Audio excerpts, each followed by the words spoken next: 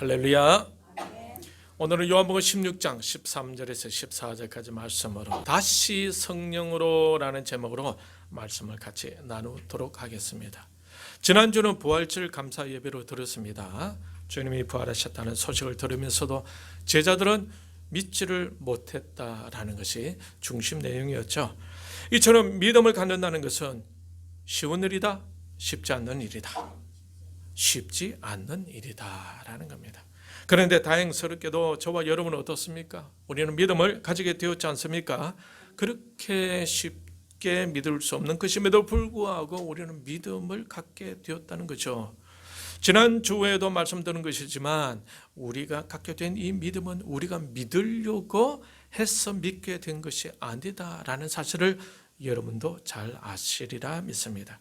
우리가 믿으려고 결심하고 믿으려고 애를 쓴다고 되는 것이 아니다라는 것이죠.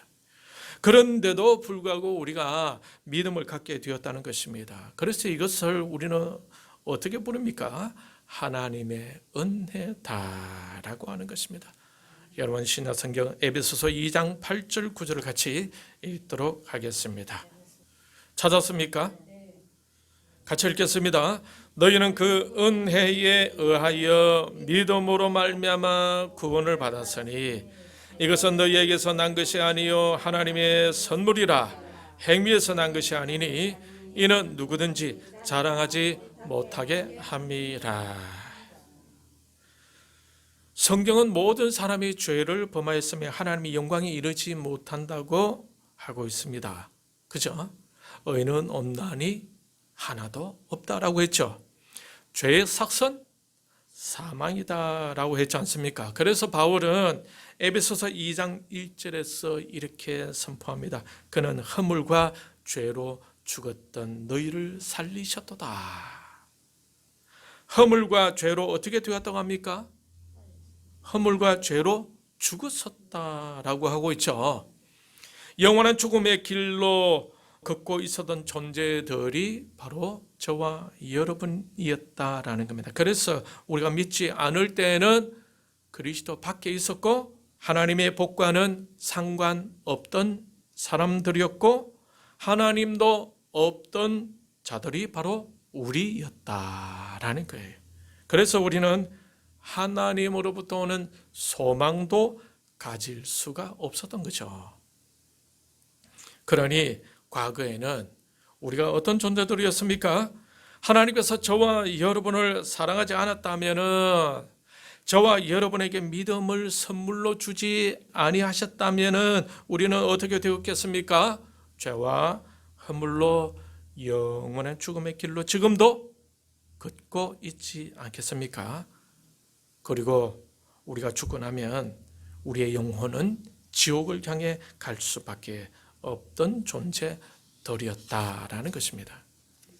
그런데 믿음으로 말미암아 구원을 얻게 되고 하나님의 자녀들이 되고 하나님으로부터 오는 소망을 갖게 되었으니 얼마나 감사한 일입니까?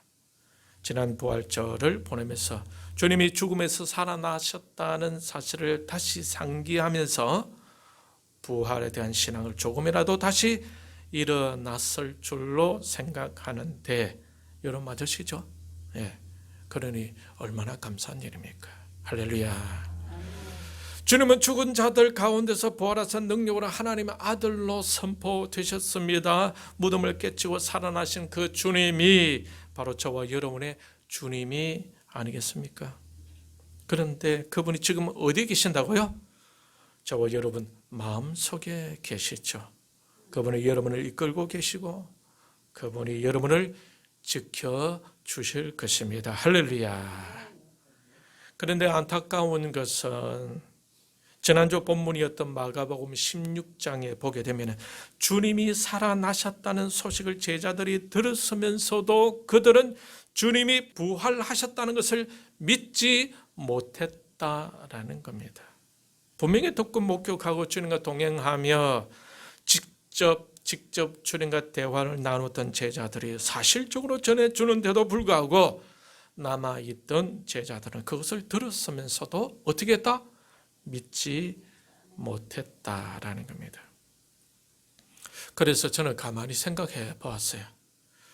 그렇게 선명한 부활의 소식을 들었으면서도 여전히 좌절과 절망에 갇혀 있게 된 그 이유가 무엇일까 하고 생각해 보았습니다. 생각하면서 얻은 결론은 다음과 같아요. 그것은 바로 주님이 하신 말씀 위에 굳게 서지 않았기 때문이다라는 겁니다. 분명히 주님은 살아생전에 여러 번 죽으심과 부활하심에 대해서 언급하셨습니까? 안 하셨습니까? 언급하셨죠. 마가복음 8장 31절 찾아보겠습니다. 찾았습니까? 예, 같이 읽겠습니다. 인자가 많은 고난을 받고 장로들과 대제사장들과 서기관들에게 버림바 되어 죽임을 당하고 사흘 만에 살아나야 할 것을 비로소 그들에게 가르치시되. 그리고 마가복음 9장 31절 찾았습니까? 같이 읽겠습니다. 이는 제자들을 가르치시며 또 인자가 사람들의 손에 넘겨져 죽임을 당하고 죽은 지 3일 만에 살아나리라 라는 것을 말씀하셨기 때문이더라. 이번에는 마가복음 10장 33절 34절 같이 읽겠습니다. 보라, 우리가 예루살렘에 올라가노니 인자가 대제사장들과 서기관들에게 넘겨지매 그들이 죽이기로 결의하고 이방인들에게 넘겨주겠고 그들은 능욕하며 침뱉으며 채찍질하고 죽일 것이나 그는 3일 만에 살아나리라 하시니라. 이처럼 마가복음에서 주님은 주님이 죽으셨다가 살아날 것을 여러 번 언급하셨습니다. 분명히 제자들도 다 들었을 것입니다. 그런데 그들은 그 말씀을 어떻게 했다? 마음에 새기지 않고 있었다라는 겁니다. 그러니 신자는 먼저 무엇을 믿어야 할까요? 그것은 바로 주님 말씀을 믿어야 한다라는 것입니다. 주님의 제자가 되는 기준도 바로 말씀입니다. 요한복음 15장 14절에서 주님은 이렇게 말씀하셨습니다. 같이 읽겠습니다. 찾았습니까? 같이 읽겠습니다. 너희는 내가 명하는 대로 행하면 곧 나의 친구라. 주님의 친구가 된다는 것은 우리에게 큰 영광이 아니겠습니까? 그런데 누가 주님의 친구가 될 수 있다고 하십니까? 주님이 명하시는 대로 행하는 자가 주님의 친구가 된다고 하고 있습니다. 요한복음 13장 35절 찾았습니까? 같이 읽겠습니다. 너희가 서로 사랑하면 이로써 모든 사람이 너희가 내 제자인 줄 알리라. 어떤 사람이 주님의 제자인 줄 알게 된다는 것입니까? 서로 사랑하는 자. 그렇다면 우리가 어떻게 사랑을 나눌 수가 있는 것입니까? 요한 1서 2장 5절 같이 보겠습니다. 같이 읽겠습니다.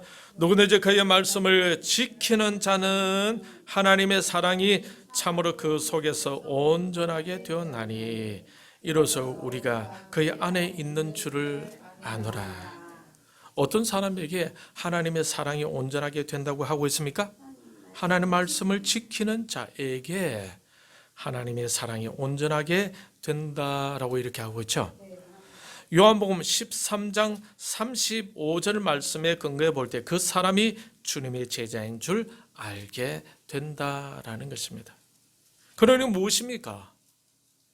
말씀이죠, 말씀. 우리 신자의 신앙의 잣대는 바로 말씀이다라는 거예요. 올바른 신앙의 삶을 살기를 원한다면, 제자의 삶을 살기를 원한다면 우리는 무엇에 집중해야 하겠습니까? 하나님의 말씀에 집중해야 한다. 이 말씀 위에 바로 서야 하고 이 말씀을 확실히 믿어야 하고 이 말씀에 순종할 줄 알아야 한다는 것입니다. 그래야 말씀이 우리 안에서 역사하고 우리가 주님의 제자임을 알 수가 있다라는 거예요. 데살로니가 전서 2장 13절 같이 읽도록 하겠습니다. 찾았습니까? 예, 같이 읽겠습니다. 시작. 이러므로 우리가 하나님께 끊임없이 감사함은 너희가 우리에게 들은 바 하나님의 말씀을 받을 때에 사람의 말로 받지 아니하고 하나님의 말씀으로 받음이니 진실로 그러하도다. 이 말씀에 또한 너희 믿는 자 가운데서 역사하느니라. 바울이 감사하고 있는 것은 데살로니가 교회가 하나님의 말씀을 들을 때에 바울이 전하는 말씀을 사람의 말로 듣지 아니하고 하나님의 말씀으로 받았다라고 하고 있어요. 그것을 통해서 바울은 어떤 교훈을 하고 있습니까? 말씀을 그처럼 소중히 여길 때 너희 믿는 자 가운데서 무엇이 역사한다고 하고 있습니까? 말씀이 역사한다라고 하고 있어요. 사랑하는 성도 여러분, 이 말씀의 능력을 경험해 본 적이 있습니까? 이 말은 이 말씀을 어느 정도 귀하게 여기고 있느냐 이 말입니다. 일상생활 속에서 하나님의 말씀을 어느 정도 소중히 여기고 그 말씀에 어느 정도 집중하며 살아가고 있느냐 이 말입니다. 바울이 권면하고 있는 데살로니가 전서 2장 13절의 말씀은 어떤 내용입니까? 우리가 말씀 중심으로 살아갈 때에 말씀이 우리 가운데서 어떻게 한다? 역사한다라고 하고 있어요. 여러분 가만히 생각해 보십시오. 천지를 창조하실 때 하나님은 무엇으로 창조하셨습니까? 말씀으로 하셨죠. 창세기 1장 3절에 빛을 창조하실 때 하나님이 빛이 있으라 하시니 빛이 생겨났어요. 6일 동안 모든 자연과 사람을 지으실 때도 하나님은 말씀으로 하셨습니다. 그리고 하나님이 아브라함을 갈대우르 우상의 도시에서 불러내실 때에도 말씀으로 하셨죠. 창세기 12장 1절 2절을 같이 읽도록 하겠습니다. 찾았습니까? 네, 같이 읽겠습니다. 여호와께서 아브라함에게 이르시되 너는 너희의 고향과 친척과 아버지의 집을 떠나 내가 내게 보여줄 땅으로 가라. 내가 너로 그 민족을 이루고 내게 복을 주어 내 이름을 장대하게 하리니 너는 복이 될지라. 하나님께서 아브라함에게 말씀을 하셨죠. 아버지 집을 떠나라고 말입니다. 내가 보여줄 땅으로 가라라고 명령하셨어요. 신약에서 예수님께서 기적을 일으키실 때에도 말씀을 하셨습니다. 베드로가 물 위로 걸어오시는 주님을 보고 처음에는 유령으로 생각하다가 주님께 이렇게 이야기를 합니다. 주여 만일 주님이시거든 나를 명하사 물 위로 오라 하소서. 그러자 주님은 어떻게 하십니까? 말씀하시죠. 뭐라고 말씀하십니까? 오라. 그리고 베드로는 물 위로 걸어갑니다.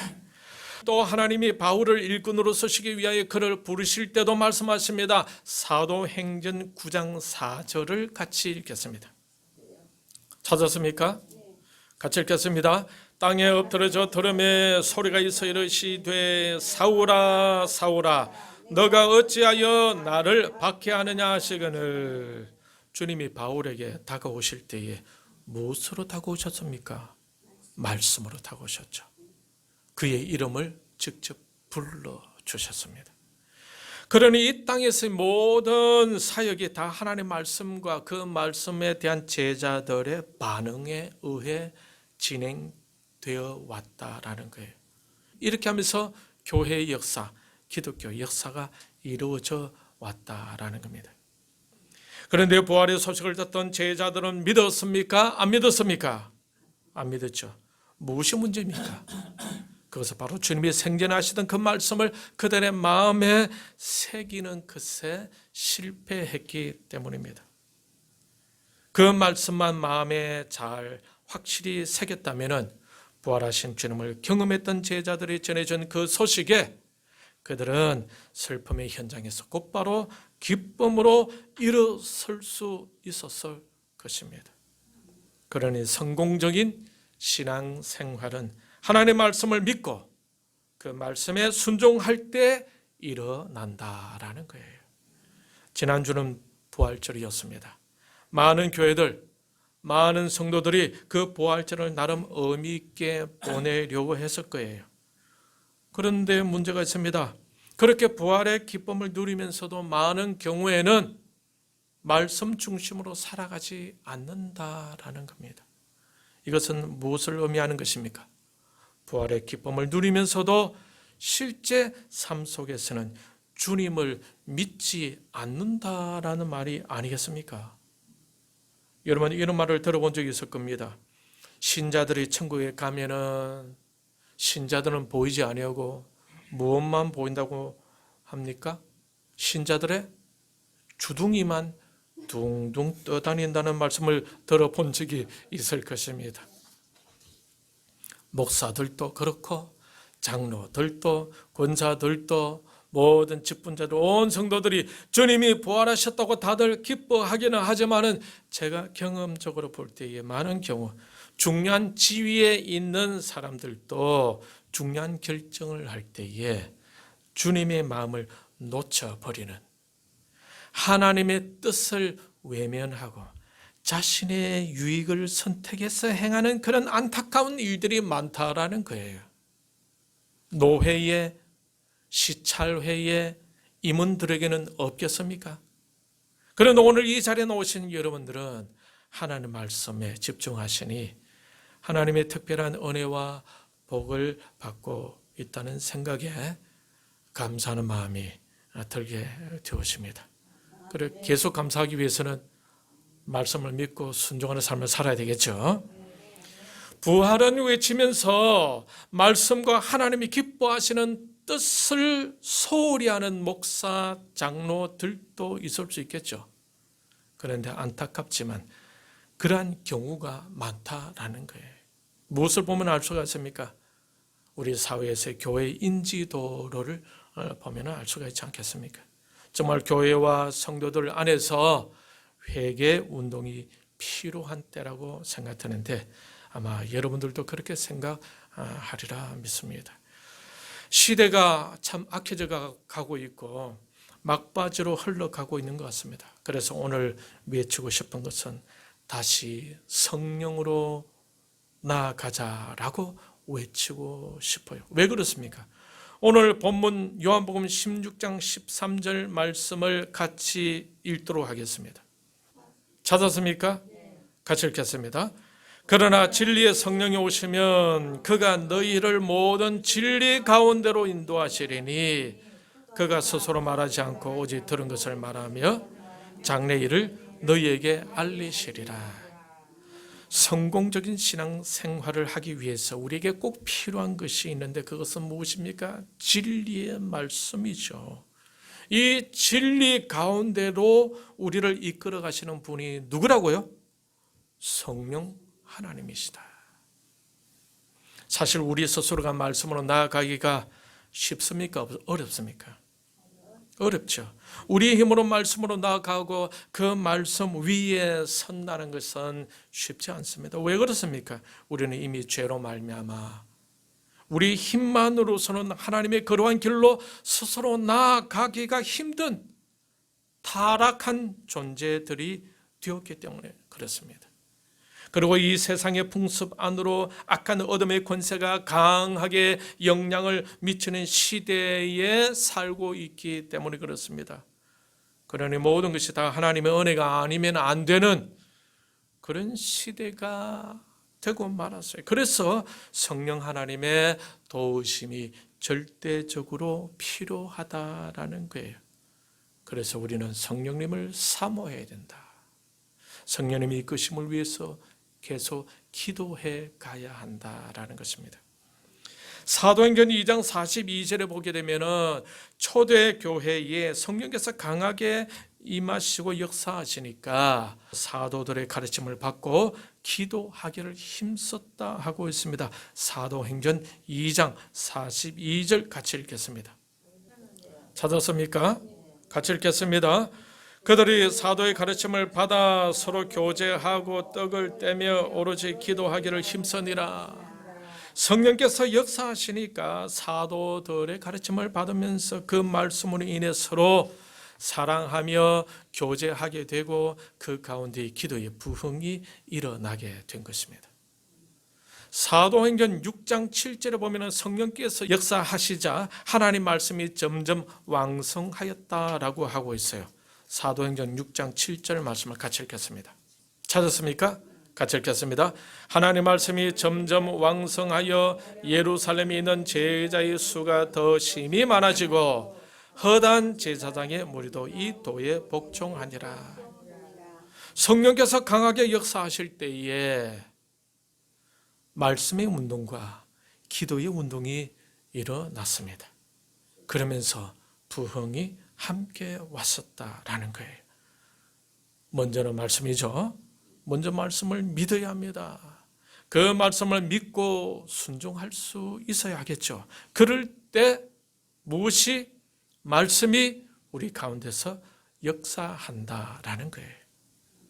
여러분 부활절을 보내면서 너무 감성적으로 기뻐하려고만 하지 맙시다.